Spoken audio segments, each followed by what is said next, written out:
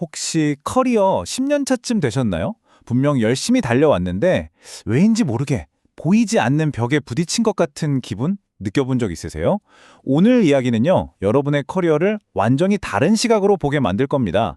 바로 직장이 아니라 대학교라는 관점으로요. 자, 지금부터 함께 파헤쳐 보겠습니다.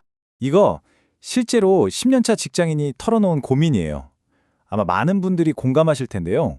정말 한창 일 잘하고 성과도 잘 내던 바로 그 시점에 대체 왜 이런 혼란과 스트레스가 찾아오는 걸까요? 네, 바로 이 질문이 오늘 우리가 함께 풀어볼 핵심 질문입니다. 이걸 그냥 뭐 번아웃이다, 아니면 이건 그냥 너의 개인적인 문제다, 이렇게 보기에는 너무나 많은 사람들이 비슷한 시기에 똑같은 경험을 하거든요. 그 근본적인 원인을 한번 찾아보죠. 자, 시작하기 전에 정말 중요한 사실 하나를 먼저 짚고 넘어가고 싶어요. 만약 여러분이 지금 이런 어려움을 겪고 있다면요, 그건 절대 여러분의 능력이 부족해서가 아닙니다. 단지 커리어의 다음 단계로 넘어가는 새로운 지도가 없었을 뿐이에요. 바로 이 10년이라는 시점이 중요합니다. 지금까지는 나름 성공을 보장해줬던 나만의 공식, 나만의 무기가 있었잖아요.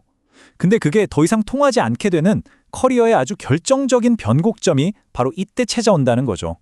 자, 그렇다면 그 낡은 지도를 대체할 새로운 관점은 대체 뭘까요? 바로 이겁니다. 내 커리어를 돈 버는 직장이 아니라 사회를 배우는 거대한 대학교로 바라보는 것. 이게 모든 문제의 실마리가 되어줄 겁니다. 한번 보세요. 이 두 관점의 차이가 정말 모든 것을 바꿉니다. 왼쪽처럼 내 커리어를 그냥 올라가야 할 사다리로 보면 10년 차의 정체는 실패처럼 느껴지죠. 근데 오른쪽처럼 내가 연구해야 할 분야로 본다면 어떨까요?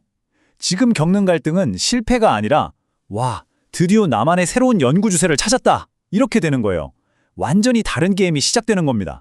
그렇다면 이 사회대학교라는 건 대체 어떤 학사 과정으로 이루어져 있을까요?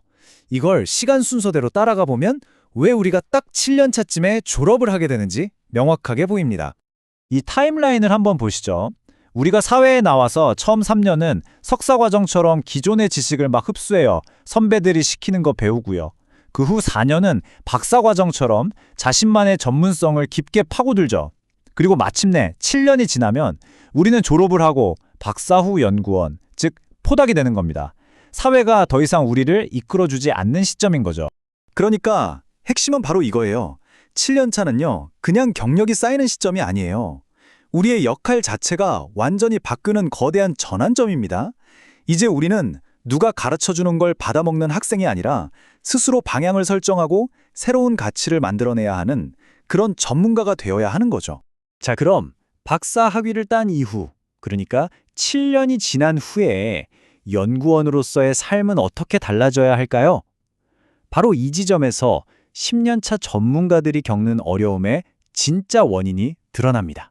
만약 여러분이 10년 차의 갈등이나 스트레스, 심지어 원형 탈모 같은 신체적 신호까지 겪고 있다면 그건 실패의 증거가 절대 아닙니다. 오히려 지난 7년간 학생의 관점에만 머물러 있었구나, 연구원으로서 해야 할 공부, 즉 이 사회를 깊이 탐구하는 공부가 부족했구나 라는 걸 알려주는 아주 중요한 신호인 셈이죠.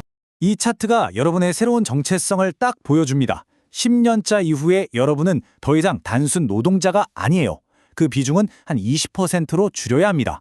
그리고 배우는 학생의 자세는 30% 정도로 유지하면서 가장 중요한 50%, 에너지의 절반을 세상을 관찰하고 분석하는 연구원에 쏟아야 한다는 거죠. 이게 바로 지금의 정체 상태를 벗어나는 열쇠입니다. 연구원의 임무는 명확합니다. 더 이상 문제에 대해 왜 이래? 하고 불평만 하는 사람이 아니에요. 이 문제가 도대체 왜 존재하는 걸까? 그 근본 원인을 파고드는 사람이 되는 거죠. 그리고 그 연구를 통해서 새로운 해결책, 새로운 패러다임을 만들어서 결국 사회에 기여하는 리더로 성장하는 것. 그게 바로 여러분의 새로운 역할입니다. 그럼 사회를 연구한다, 이 말이 좀 거창하게 들리잖아요? 이걸 대체 어떻게 일상에서 실천할 수 있을까요? 자, 다음으로 넘어가서 구체적인 방법을 한번 보시죠. 방법은 생각보다 아주 간단합니다. 첫째, 매일 겪는 일들을 그냥 흘려보내지 말고 리포트처럼 기록하세요. 둘째, 한 달에 한 번씩 그 기록들을 모아서 종합하면서 패턴과 교훈을 찾아보는 겁니다. 이 과정 자체가 바로 연구예요. 그리고 가장 중요한 셋째, 이 연구를 통해서 외부 자극에 쉽게 흔들리지 않는 단단한 내적 힘, 우리가 흔히 말하는 내공을 몸에 익히는, 즉 체화하는 겁니다. 이렇게 꾸준한 연구를 통해 쌓은 내공이 왜 그렇게 중요할까요? 이게 단순히 스트레스를 덜 받으려고 하는 게 아니에요. 여기에는요, 세상을 움직이는 아주 강력한 자연 법칙이 숨어 있기 때문입니다. 바로 내면의 실력이 외부의 성공을 자석처럼 끌어당긴다는 원리죠. 이게 오늘 이야기의 가장 중요한 핵심입니다. 밖으로 사람이나 돈을 쫓아다니는 대신에 안으로, 내 안으로 당신의 실력과 내공, 즉 내적 질량을 키우는 데 집중하라는 겁니다. 그러면 필요한 자원과 기회, 그리고 파트너는 자연의 법칙처럼 아주 정확하게 당신을 찾아온다는 거죠. 이 관계를 보세요. 이건 거의 공식과 같아요. 여러분이 내공을 쌓는 것에 집중하면 그 내공의 질량에 딱 맞는 재물이 따라옵니다. 여러분이 진짜 전문가가 되면 여러분의 실력을 꼭 필요로 하는 파트너가 나타나죠. 밖을 쫓는 게 아니라 안을 채우면 세상에 여러분에게 필요한 도구를 정확히 가져다 주는 겁니다. 그리고 이 내공은요, 그냥 보이지 않는 곳에만 머물지 않아요. 여러분의 옷차림, 말투, 태도 같은 자기 관리를 통해서 밖으로 자연스럽게 드러나게 됩니다. 이건 억지로 꾸미는 게 아니라 내면의 연구자로서 스스로의 가치를 정확하게 표현하는 과정의 일부인 거죠.